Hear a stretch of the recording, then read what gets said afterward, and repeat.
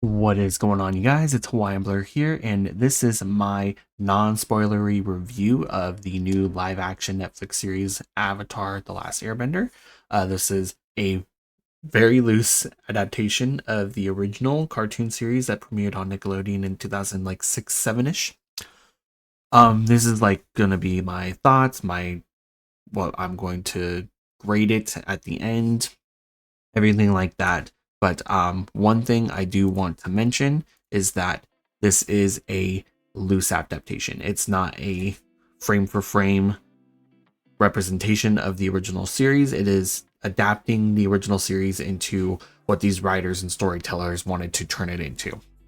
Now, first and foremost, I'm a huge Avatar: Last Airbender fan. I watched it when I was a kid growing up, grew up to the finale, watched the finale with a group of friends when it aired on Nickelodeon, and watched Legend of Korra. Really hope that we can get some future Avatar. I know they're making a new series or a new movie in 2025, so fingers crossed that that lives up to the expectations of us fans.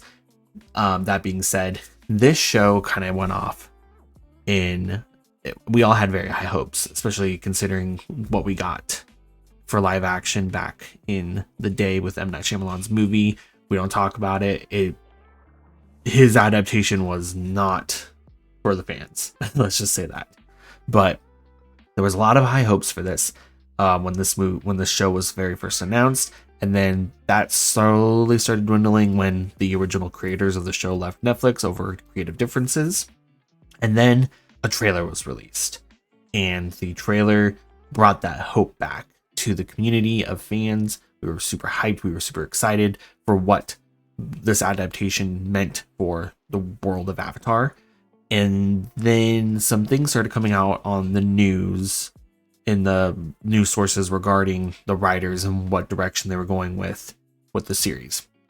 Now that I've watched it, I can 100% see why the creators of the original series chose to leave this Netflix adaptation. It was going way too far away from the original, and I saw a lot of grievances that some of the fans are definitely going to nitpick at. Now, was this the perfect show? Absolutely not. Is it better than what people are saying it is? I think so. I think that this show has a lot of heart. I think that there's a lot of great things to look forward to if this gets picked up for a season 2. I think that we will learn from our mistakes. Netflix, learn from our mistakes and make season 2 a lot closer to the original. That being said, there's a lot of changes, a lot of things that I necessarily didn't agree with, a lot of things that were like, you know what, I could see why they're going in this direction with this character. Overall, though, there are some instances where it matches frame for frame, and I will give them credit. They did their homework. They wanted to make this an extravagant, for lack of a better foil, they tried to make this into a Game of Thrones Avatar show, and I would say that they sort of lived up to that, you know. There's some things that, like I was saying, that they changed, that worked with it. There are things that they changed that I don't think they should have changed at all. Just an example, there's some characters on the original series that acted completely different in this series, and I didn't like it. The trio, though, the main three, Aang, Katara, and Sokka, I would say that they portrayed their characters to a T.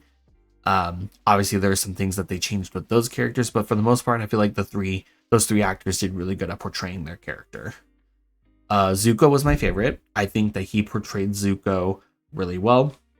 Iroh, I forget the actor's name, but I would say that Iroh, Azula, Ozai, even Ozai, Danny Kim, thank you for casting him. He was a great Ozai.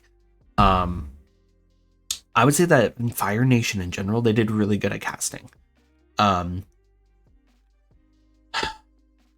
I think I can't say anything else without spoiling anything about the show. But we will get into spoilers this weekend in my live stream on Saturday. So be sure to tune in for that. But anyways, my official rating of the show, I'm going to give it it's either a 6.5 or a 7. The reason I'm rating it higher than what I think other people would be rating it is because I think that those people went in thinking that it was going to be a like frame for frame adaptation of the show, like an actual just taking the show and turning it live action. But that is definitely not the case. This is Netflix had writers and creators come in. They took the base form of the show and then tried to make it as realistic as possible in the real world, and in a world where Avatar would exist. So I'm leaning more towards, let's go 6.8. We're gonna give this a 6.8 out of 10.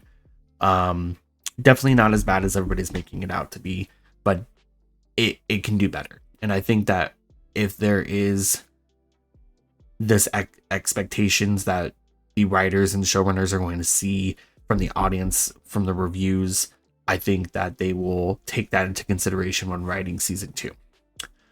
Also, I really highly recommend, if somebody from the team sees this, take a page out of the One Piece team. Don't change too much.